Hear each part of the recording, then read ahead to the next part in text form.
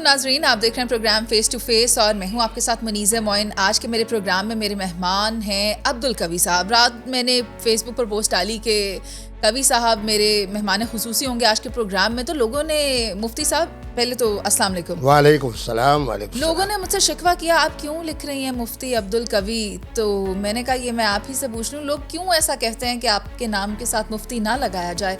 بالکل یہ آپ کی بات درست ہے۔ اصل میں مفتی وہ ہوتا ہے جو بیچارہ ایک فرقے اور مسلک کا ہو۔ میں نام نہیں لیتا، سب میرے لیے محترم ہے۔ ہمارے ایک مفتی صاحب ہیں جو رویت ہلال کمیٹی میں چیئرمین تھے، میں ان کے ساتھ تھا، ان کو دوسرے فرقے والے مفتی نہیں مانتے۔ دوسرے جو ہمارے آج کل پان کھانے والے، تمباکو کا پان کھانے والے مفتی اعظم جن کو کہا ہے، ان کو ایک مسلک مانتا ہے۔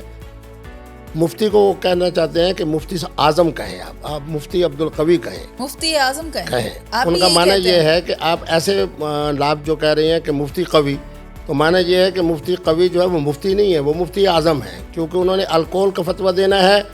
تو 80 کروڑ وہ مسلمان جو ماسکو سے لے کے افغانستان تک رہتا ہے، ان کے مشروب کو، ووڈکا کو سامنے رکھ کر مفتی عبدالقوی نے فتویٰ دینا ہے۔ یورپ کے اندر اور امریکہ کے اندر رہنے والے میرے بچے پاکستانی جو وہاں کمانے گئے ہیں اور وہاں کے قانون کے مطابق وہ بیچارے شادی کر لیں، تو معنی یہ ہے کہ آدھی پراپرٹی گئی، آدھا بینک بیلنس گیا۔ یہی کچھ پرنس کریم آغا خان کے ساتھ ہوا۔ عمران خان صاحب کیونکہ ایک بلند ذہن تھے تو انہوں نے کہا کہ میں اس معاملے میں نہیں آتا، ورنہ آدھی پراپرٹی ان کو بھی مل رہی تھی۔ اچھا، تو میں نے ان کے لیے فتویٰ دیا کہ شادی ایک، اور نکاح جو ہے وہ 2 کریں، 3 کریں، 4 کریں، جسے میں متعدد کہہ رہا ہوں۔ تو جس آدمی نے کہا کہ آپ کو قوی صاحب کے ساتھ لفظ مفتی نہ لگائیں، اس کی بات درست ہے۔ آپ یہ کہیں کہ کل ہم اپنے پروگرام کے لیے مفتی اعظم کو بلا رہے ہیں جو پوری دنیا کے مفتی ہیں، ہر مسلک کے مفتی ہیں، جن سے ہر ملک کے لوگ رابطہ کرتے ہیں، تو وہ یقیناً کہتے ہیں کہ آپ ٹھیک کہہ رہے ہیں۔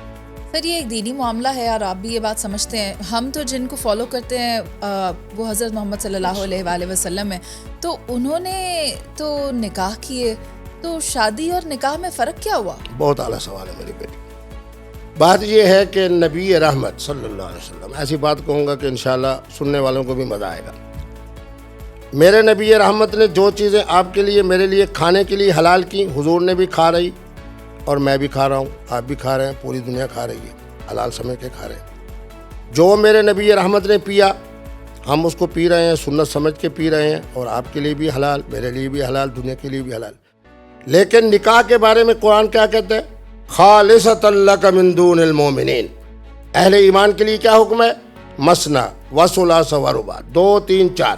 لیکن نبی رحمت چونکہ آپ حبیب اللہ ہیں، آپ کے لیے میں خصوصی طور پر قانون میں تبدیلی لا رہا ہوں۔ آپ 11 شادیاں کر لیں، 12 شادی کر لیں، 13 کر لیں، 14 کر لیں، ایک روایت کے مطابق 18۔ تو معنی یہ ہوا کہ حبیب اللہ، اللہ کے محبوب ہونے کی وجہ سے اللہ نے کائنات کی سب سے بڑی جو نعمت عظمیٰ ہے وہ ہے عورت۔ عورت کے حوالے سے اجازت دی کہ 2 کر لیں، 3 کر لیں، 4 کر لیں، لیکن 5ویں کی مفتی عبدالقوی کو اور کسی مفتی کو اجازت نہیں۔ جب میں نے کہا نا کہ شادی ایک اور نکاح متعدد، بہت سارے لوگوں نے کہا کہ متعدد کا کیا معنی ہے؟ 5 6، اور میں نے کہا دوسری تمہیں ملتی نہیں اور تم کہہ رہے ہو 5 6 7 8۔ جب میں کہتا ہوں نماز مغرب تو معنی ہے کہ 3 رکعتیں، جب میں کہتا ہوں نماز عشاء تو معنی ہے کہ 4 رکعتیں، جب میں کہہ رہا ہوں نکاح متعدد تو معنی کیا ہے کہ نکاح کتنے ہوں گے؟ 2 3 حد 4۔ سر لیکن یہ حد آپ کس کیٹیگری میں لگا سکتے ہیں یا کس حیثیت میں لگا سکتے ہیں؟ بہت اعلیٰ سوال ہے، یہ قرآن لگا رہا ہے۔ مثنی وثلاث ورباع۔ اگر سعودی عرب کا سابق فرما روا، جن کی اولاد اب چل رہی ہے اور ختم ہونے والی، اب پوتے شروع ہو رہے ہیں، انہوں نے بھی ایک وقت میں 4 شادی۔ سیدنا امام حسن مجتبیٰ جن کی میں اولاد سے بیٹھا ہوں، میرے امام، میرے دادا پاک نے کتنے نکاح کیے؟ پوچھ لیں اہل تشیع علماء سے بھی اور اہل سنت سے بھی۔ میرے دادا پاک حضرت سیدنا امام زین العابدین پاک نے کتنے نکاح کیے؟ پوچھ لیں ان سے۔